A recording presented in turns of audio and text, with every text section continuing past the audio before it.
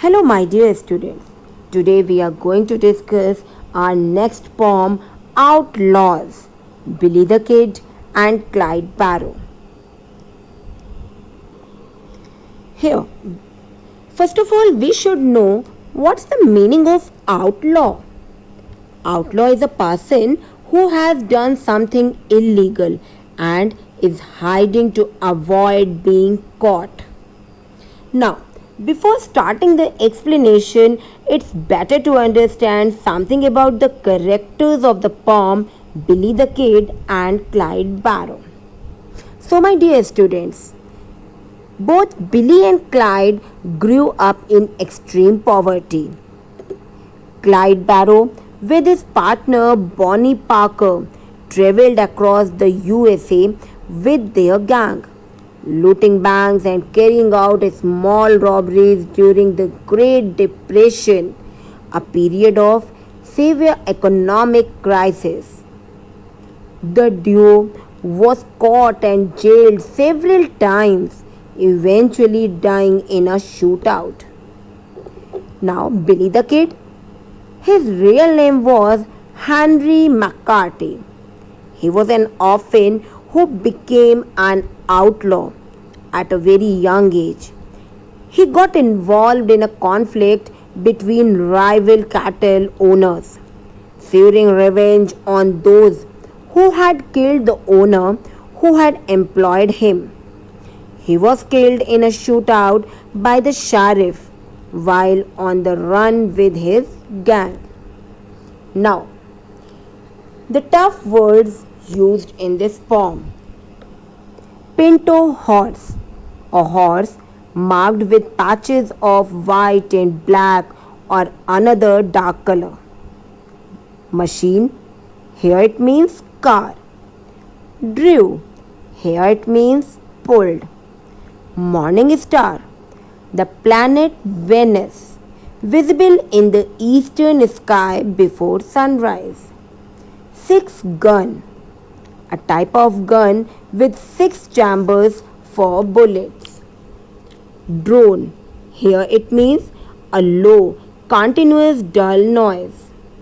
So long, informal way of saying goodbye. Now, let's start the explanation of the poem line by line. Billy rode on a pinto horse. Billy the Kid, I mean, and he met Clyde Barrow riding in a little grey machine. My dear students, Billy the Kid and Clyde Barrow were notorious. They were famous American criminals who lived in the late 19th century and early 20th century respectively. This is an imaginary meeting between the two. Here, these two people, Billy the Kid and Clyde Barrow, already died. Actually, my dear students, it's poet's imagination. If they are meeting, how the meeting would be. That it the thing we are going to see now. So, Billy rode on a pinto horse and he met Clyde Barrow riding in a little grey machine, that means a grey car. Billy drew his bridle rein and Barrow stopped his car, and the dead man talked to the living man under the morning star. Now, when they both have just crossed, Billy just stopped his horse and Clyde stopped his car. Here, the dead man. Who is the dead man here? Who was riding the horse? Billy was the dead man. Billy was spoken to living man. So, living man is here Clyde Barrow. Previously, it's explained that the two had already died. It's a imaginary meeting between these two people. The poet here imagined that Billy already died and Clyde Barrow is living, and they both are meeting under the morning star. Billy said to the Barrow boy, Is this the way you ride? In a car that does it 90 per. Machine guns at each side. My dear students, in this passage, Billy asked Clyde Barrow about the car, the speed of the car. That was perhaps 90 km per hour. And he also asked that whether it has machine guns at each side of the car. It was Billy's doubt, and his doubt created doubt in the minds of the readers. That why Billy was asking like such. Students, it's all because of their period of living that was totally different. Actually, Billy was having only one gun in which he could insert only 6 bullets at one time, and he rode on horse. That was maximum speed vehicle of his time. It was the fastest transport of his time. Whose time? Billy's time. On the other hand, during Clyde Barrow's period of time, car was the fastest transport.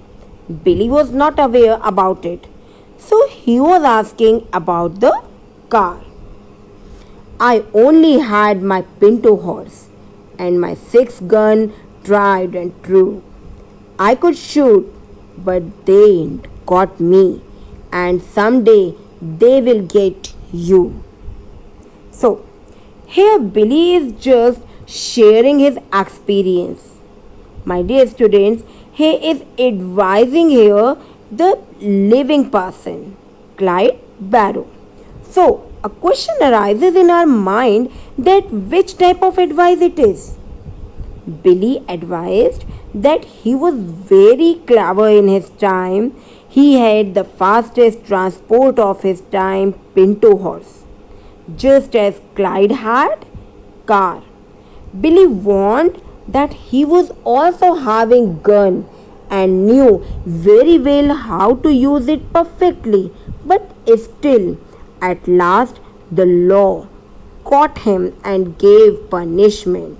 And what was the punishment?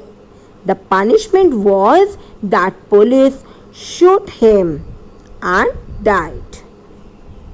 Now, for the men who live like you and me are playing a losing game, and the way we shoot or the way we ride is all about the same.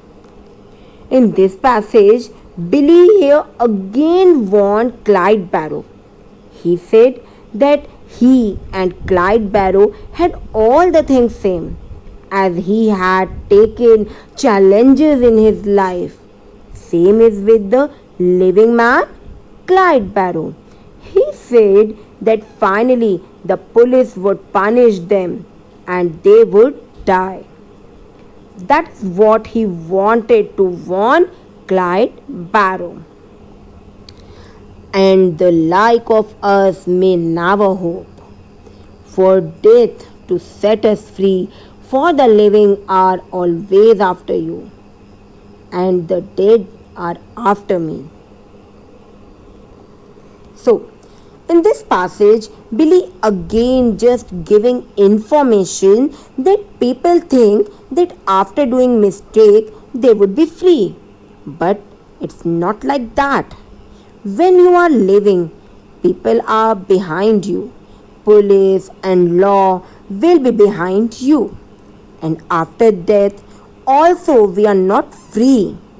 If we do wrong in our life, and for all, Billy gave his own example, what he faced during his life and after the death.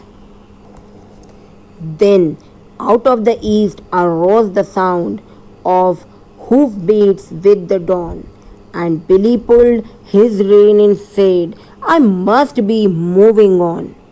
So, here Billy tried to explain that after his death, even people tried to chase him. He couldn't escape himself from his criminal activities. So, he said that he should move on.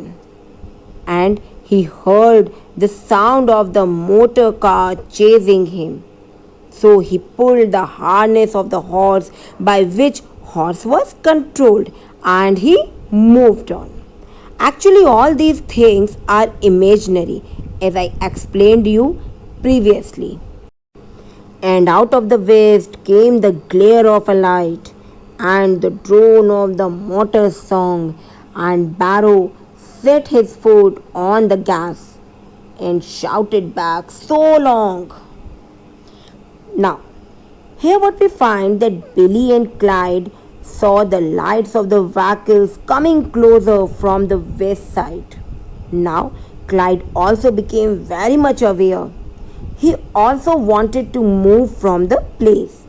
He put his foot on the accelerator of the car and ran away.